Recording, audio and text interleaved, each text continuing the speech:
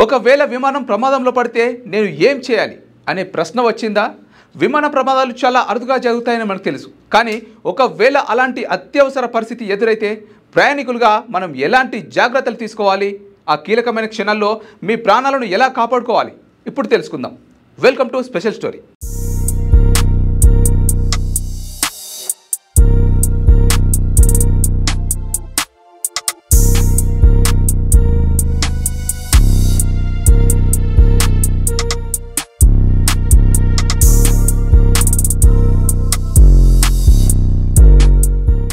అత్యవసర పరిస్థితి అని తెలిసిన వెంటనే మనలో చాలా మందికి భయం వేస్తుంది.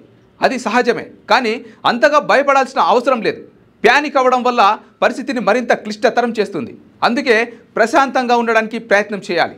మీరు ప్రశాంతంగా ఉంటేనే తర్వాతి చర్యలను స్పష్టంగా ఆలోచించి తీసుకోగలరు. ఈ సమయంలో మీ పక్కన ఉన్న ఫ్లైట్ అటెండెంట్లను గమనించండి. వారు అత్యవసర పరిస్థితులకు విస్తృతమైన శిక్షణ పొందిన నిపుణులు. వారు ఇచ్చే ప్రతి సూచనను శ్రద్ధగా వినండి మరియు ఖచ్చితంగా పాటించండి. వారికి ప్రతి అత్యవసర పరిస్థితిని ఎలా ఎదుర్కోవాలో తెలుసు. వారి సూచనలు మీ భద్రత కోసమే. వారు ఏ అలారాలు మోగుతున్నా, ఏ ప్రకటనలు చేస్తున్నా వాటిని సరిగ్గా అర్థం చేసుకోండి. వారిచ్చిన ఆదేశాలకు కట్టుబడి ఉండండి.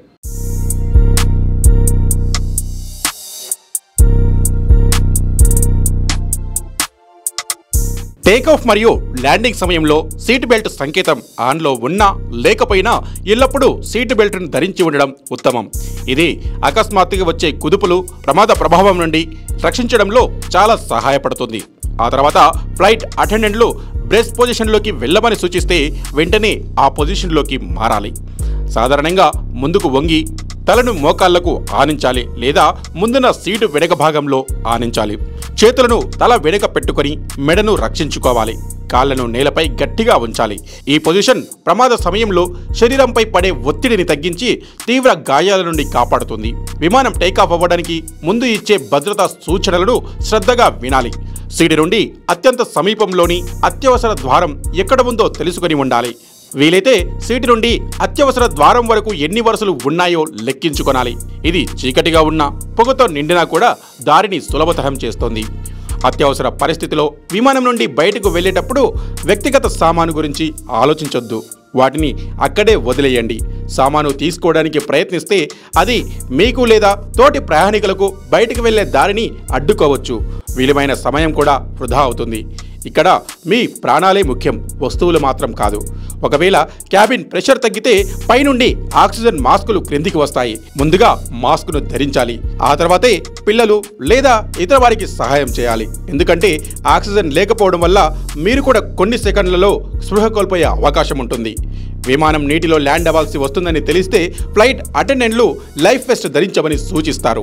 లైఫ్ వెస్ట్ను విమానం లోపల ధరించాలి, కానీ విమానం నుండి బయటకు వచ్చే వరకు దానిని ఇన్ఫ్లాట్ చేయవద్దు. లోపల ఇన్ఫ్లాట్ చేస్తే అది కదిలేందుకు అడ్డుపడి బయటకు వెళ్ళడం మరింత కష్టతరమవుతుంది.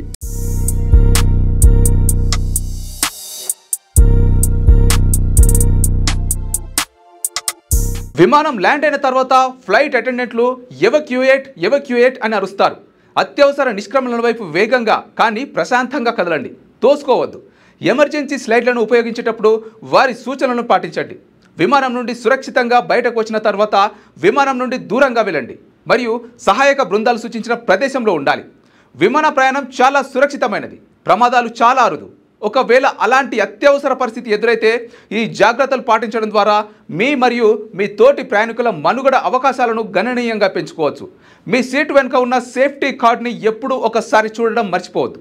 6వ తరగతి నుండి 10వ తరగతి విద్యార్థులకు గొప్ప అవకాశం. ఏపీ, తెలంగాణ మరియు సిబిఎస్ఈ విద్యార్థులకు ఎలాంటి అడ్మిషన్ ఫీజు లేకుండా సంవత్సరానికి కేవలం 1000 రూపాయలకే ఐఐటీ స్టాండర్డ్స్ తో ఆన్లైన్ ట్యూషన్స్ చెప్పబడును. 15 ఏళ్ల సుదీర్ఘ అనుభవం గల ఫ్యాకల్టీతో క్లాసులు నిర్వహించబడును. ఇప్పుడే ప్లే స్టోర్ నుండి ధర్మవాహిని యాప్ ని డౌన్లోడ్ చేసుకోండి. వివరాలకు సంప్రదించండి 7893051526. లేటెస్ట్ న్యూస్ తెలుగు మరియు ఇంగ్లీష్ అప్డేట్స్ కోసం ఇప్పుడే క్యూన్యూస్ అఫీషియల్ యాప్ ని ప్లే స్టోర్ నుండి డౌన్లోడ్ చేసుకోండి. సరికొత్త సమాచారాల కోసం క్యూన్యూస్ వెబ్సైట్ ని ఫాలో అవ్వండి. ఛానల్లో ప్రాంతీయ, జాతీయ, అంతర్జాతీయ వార్తలు వీక్షించండి. లైక్ చేయండి.